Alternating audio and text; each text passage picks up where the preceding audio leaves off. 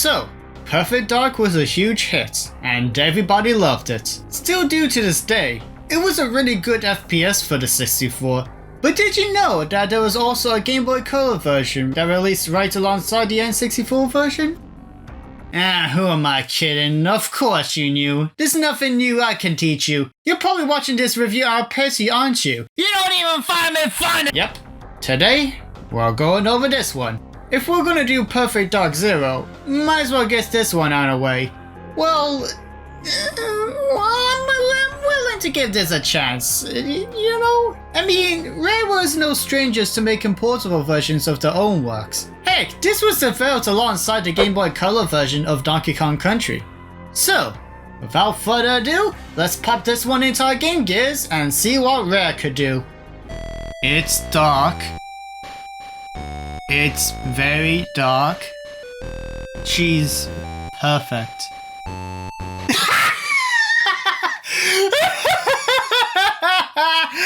That's a funny. So, from the look of things, this game is a prequel of sorts. We start off with a final test of Joanna's training before she becomes an agent for the Carrington Institute.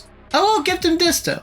I was not expecting voice acting in this game, let alone throughout the rest of the game. I mean, it's Game Boy Color quality, but I'd say it's a lot better than Pokemon Yellow. Success will reward you with the license you so desire. Failure is not an option. Yes, sir. I understand. The same, unfortunately, can't be said for the music. Guess how many music pieces they composed for this game? 3. Only 3. And most of the game doesn't have any music!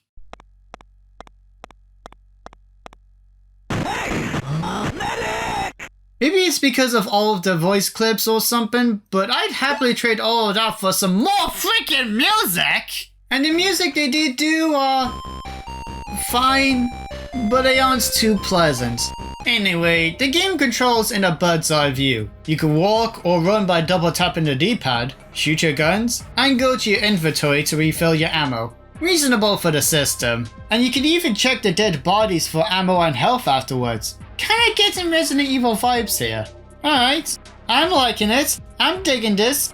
This is getting crappy. The shooting combat isn't very good at all. You're just standing in line of fire and taking some hits. You'll probably survive 80% of the time, but it's not gonna work out in the long run. Especially when your enemies shoot at you before you can even see them. Yep, it's one of those games. You can try to sneak behind them and hide around, furniture that's smaller than my legs. But it's not gonna work out most of the time since you have no choice but to walk. And you have to be right behind them, then shoot. And it's probably not gonna work because you're either a few pixels off or they turn around. Why do I need to do this anyway? It's a bullet from the back of the head. Can't I just shoot them from a distance? Whatever. I failed the stealth part a few times, but the training's done. Time for a real mission. There's a jungle we gotta get to and blow up someplace. I don't know why, I honestly just wasn't paying too much attention to the story. There's not much going on anyway. So off we go, some ship crashed. Okay, and... I got nothing. It's pretty bland. Shoot the guys and find out where you're going. I'm bored. Throughout the game, you'll come across these two little, one puzzle and one event thingy. I'm tired. This puzzle is pretty much Simon Says. It's as basic as it sounds. It's alright, but just there. And in this thingy, we're basically shooting down guys in a first person's perspective. A little more interesting, but still just there. It's also pretty easy. You don't even have to get them all. Though, try not to kill the innocents. I like the training one where there's this little girl you're not supposed to shoot. Anyone else getting Men in Black vibes? There are other... Oh, minigames! That's the word! I'm London! But they only happen once. Actually, besides the training, that little Men in Black thing only happens once.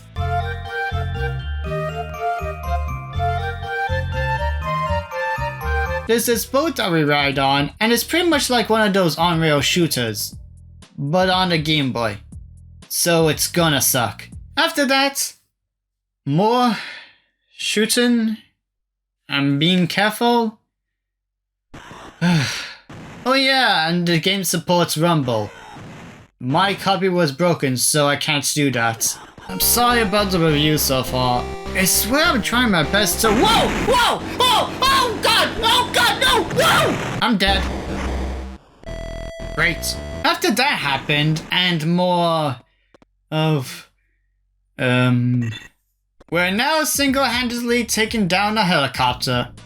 Just like that. By the way, you have to hold B to aim left and right. I didn't know that until a couple minutes later after dying so many times. Right after that, we're doing a sniper mission. Ooh, this sounds interesting. Nope!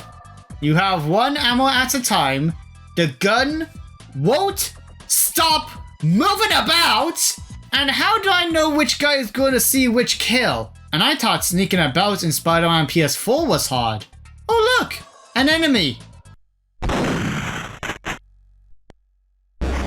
Well, you can't blame me now, can you? Now we're inside a factory of some sort, killing some dudes, placing bombs everywhere, which reminds me of that one scene in GoldenEye, and fighting giant robot spiders, which look like the Black Widow. No, not that one, Spider-Man one. Oh yeah, you can also find and use different guns. Boom. Boom! Boom! And now to kill this guy who has, well, just as bad voice acting as an N64 game, I guess. You'll have to get past me first, girl. Have it your own way. What? I'm playing Crash and Spiral Fusion. What is this? Is this still Perfect Dark? Can we bring this back in reboot? There was one odd thing.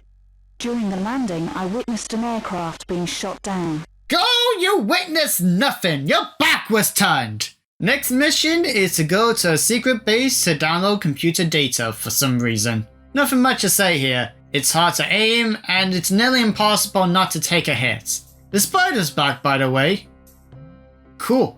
Eventually we make it outside, and then we get caught and taken back to a ship. But then we got Elvis, the alien? He tells us to blow up the ship that crashed, which they have. Probably the one in the first game with the Death Star weapon.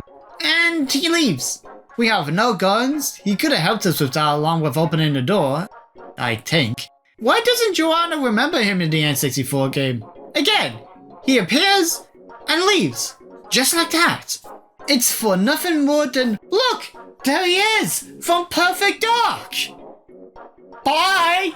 And now we also have little health. One shot is enough to kill you, so you have to be sneaky. And it's too damn hard! And when you die by this point, you start all the way back at the room with 1% health. Dead! Dead! Dead! After all of that, we activate the self-destruct sequence for the ship and make our way to this guy. Octopus Prime does not follow orders. Dude even sounds like the guy from Transformers. So now we shoot this tin down. Okay, and now the whole boat's blowing up.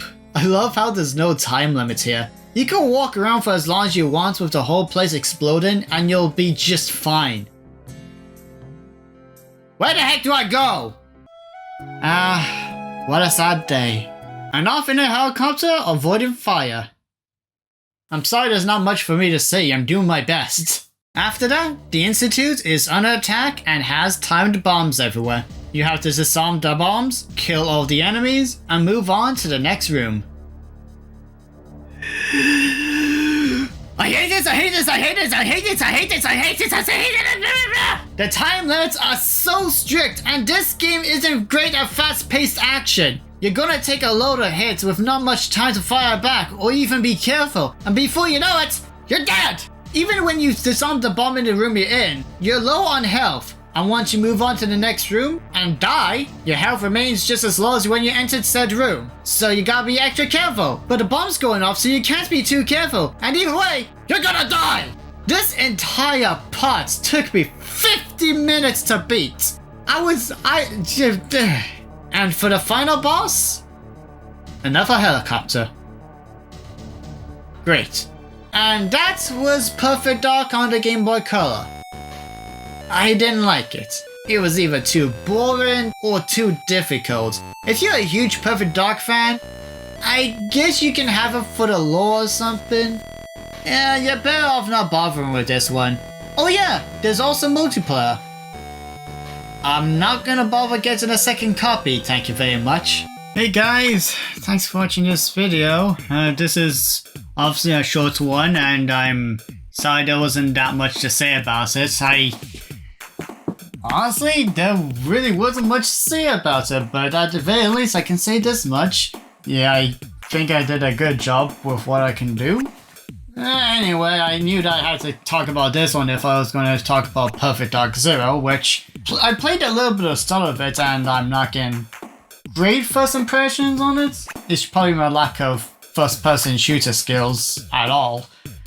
And regardless, I hope you had some laughs and joy from this review. So if you liked it, thanks for liking this video because I know you've already liked it. Anyway, yep. I got not much to say. As always, if you want to support me even further, there's always Patreon where I give with different tiers where I can give you a shout out or a review a day early. And don't forget to buy a t-shirt on Redbubble. It's a nice t-shirt and it's cool. And yeah.